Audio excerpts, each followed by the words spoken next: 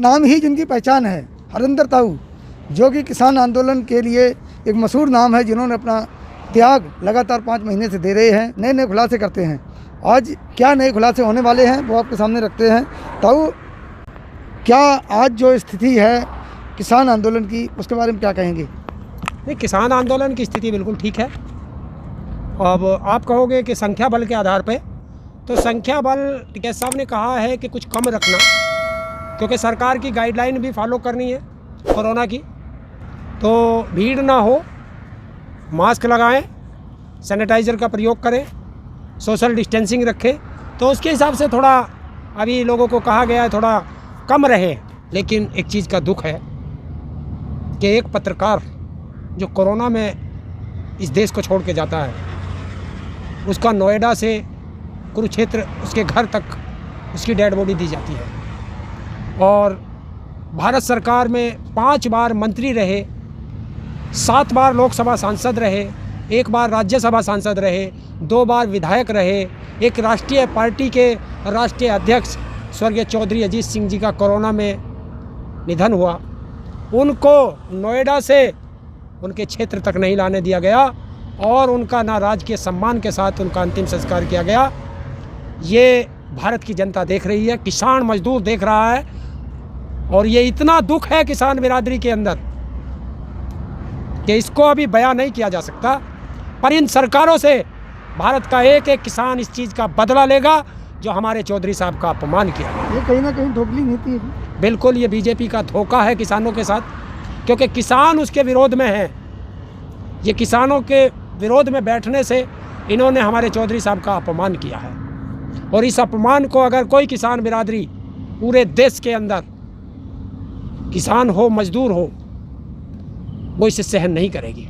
इसका बदला किसी ना किसी रूप में इन सरकारों से लिया जाएगा। यही तो सरकार से सहन नहीं हो रहा कि आप यहाँ आंदोलन करते करते बंगाल तक चले गए, शायद इसी बात से वो खोंच निकाल रहे। देखिए, जिस देश का राजा एक आम नागरिक से लड़ना शुरू कर दे, समझ लीजिए उनका पतन निश्चित है। बंगाल के अंदर हम क्या करने गए थे? हमने तो अपने किसानों को समझाया था कि हम 5 महीने से वहाँ बैठे हैं, MSP मांग लेना भाई आप भी, क्योंकि आपको भी तो चाहिए। इसमें हमने क्या गुनाह किया था? और अगर इनको इतना ही दर्द है तो क्यों नहीं किसानों की बात मान के आंदोलन को ख़त्म कराते? और अगर नहीं करेंगे तो 2022 बंगाल टेलर था, पिक्चर अभी बाकी है, ये इनको बता देना। नहीं, अभी यूपी में भी चुनाव हुए, उसमें भी कुछ ना कुछ देखने में आया। नहीं, इसमें तो ये कह देंगे ना क्योंकि ये चुनाव चिन्ह पे नहीं हुए। इसमें तो ये क्या करेंगे अब कि जो निर्दलीय जीते हैं या वैसे जीते हैं, उनको पैसे बल पे, बाहुबल पे और अपनी सत्ता के बल पे उनको डराकर ये अपना अध्यक्ष वगैरह तो बना सकते हैं। लेकिन ये कहा जा रहा है, बीजेपी बार बार कह रही है कि जब ममता बनर्जी चुनाव जीती तो तमाम लोगों ने बधाई दी, देश के कोने कोने से बधाइयाँ उनको दी गई, लेकिन आज बंगाल में हिंसा हो रही है तो कोई नहीं बोल रहा है उस पर। हाँ, देखिए, मैं बताना चाहता हूँ, देश का स्वास्थ्य मंत्री बंगाल हिंसा पे, और वो हिंसा कब हुई?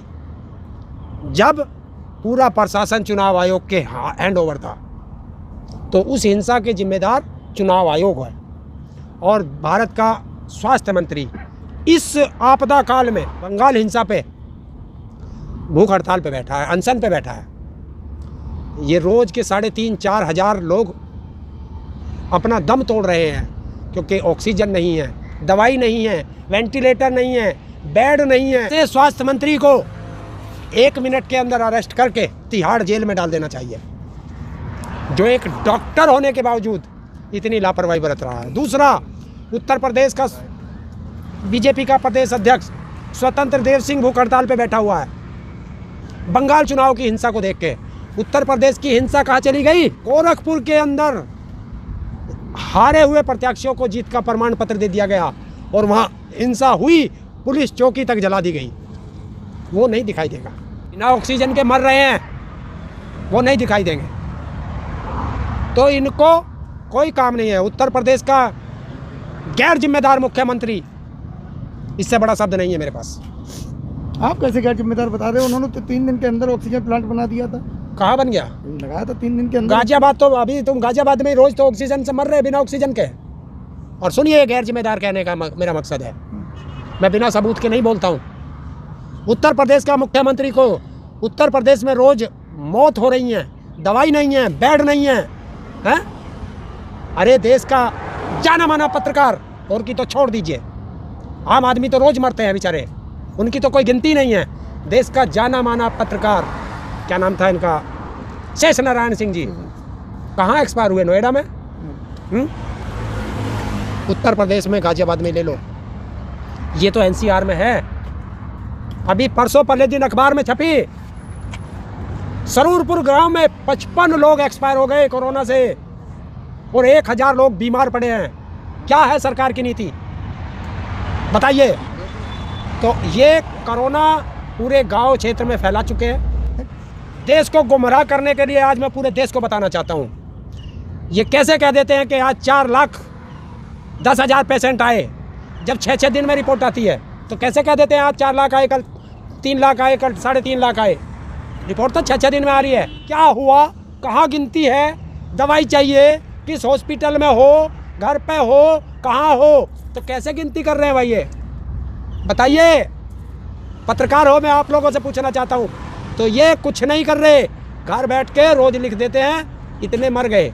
आप एक चीज़ बताइए, पूरे देश के हिंदुस्तान के अंदर क्या 4000 लोगों के मृत्यु होने पे सारे शमशान घाट और सारे कब्रिस्तान फुल हो जाएंगे? है ये छुपाया जा रहा है देश के सामने आंकड़ा, ये बहुत बड़ा आंकड़ा है मृत्यु दर, ये सरकार छिपा रही है। और भास्कर अखबार में छपा भी था कि केंद्र सरकार का दबाव है राज्य सरकारों पे कि मौत का आंकड़ा सही ना बताया जाए। ये सब छुपाया जा रहा है क्योंकि उनको धमकी, सीबीआई, ईडी, इसको कौन भुगतेगा? और सबसे बड़ा हथियार राष्ट्रपति शासन। बंगाल में 5, 7, 10 आदमियों की हत्या होने पर पूरा बीजेपी राष्ट्रपति शासन की मांग करता है। और देश के अंदर रोज ऑक्सीजन की कमी से, इन सरकारों की गलत मैनेजमेंट की वजह से और सीधा यहाँ के मुख्यमंत्री और प्रधानमंत्री की वजह से ये रोज इतने लोग मर रहे हैं। तो इससे अच्छा है पूरे हिंदुस्तान में राष्ट्रपति शासन लगा दिया जाए। हम मांग करते हैं राष्ट्रपति शासन की, क्योंकि इनसे देश नहीं संभल रहा। और बाकी हाई कोर्ट भी तो, यूपी इलाहाबाद हाई कोर्ट ने भी, कोई हाई कोर्ट कुछ नहीं कर रहा, बस एक डायरेक्शन दे दे के छोड़ रहा है। और सुनिए, ऑक्सीजन होगी तो हाई कोर्ट देगा, वेंटिलेटर होगी तो हाई कोर्ट, मतलब हाई कोर्ट या सुप्रीम कोर्ट ये देगा, बेड चाहिए वो देगा, कोई भी चीज़ चाहिए, चुनाव होगा तो कोर्ट निर्णय करेगा। जब सारे काम कोर्ट को ही करने हैं तो सरकार भी कोर्ट चला ले, इनसे सबसे इस्तीफा लेके एक तरफ बैठाए। सारे काम कोर्ट को ही करने हैं तो न्यायपालिका, ये कार्यपालिका क्या करेगी?